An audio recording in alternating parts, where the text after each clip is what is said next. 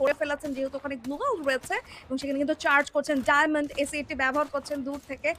Damages কিছু দেওয়ার চেষ্টা চলছে। কিছু পোক ড্যামেজেসও কিন্তু এই মুহূর্তে হটশটকে খুব ভোগাবে এবং অন্য ডিরেকশন থেকে যেতে বাধ্য করবে সার্কেলের দিকে। তবে যেই ডিরেকশনে তারা যেতে যদি এই ডিরেকশন থেকে না যায়, অন্যদিকে গেলেও কিন্তু ফ্যালকনদেরকে তাদের ফেস করতেই হবে। সো এই মোমেন্টটাতে যেহেতু তারা আর্লিতে একটা জোন মেক করতে পারেনি, তো যেকোনোভাবেই তাদেরকে কিন্তু গার্ডটা এই মুহূর্তে পেতে হচ্ছে এই স্কোয়াডগুলোর কাছ থেকে।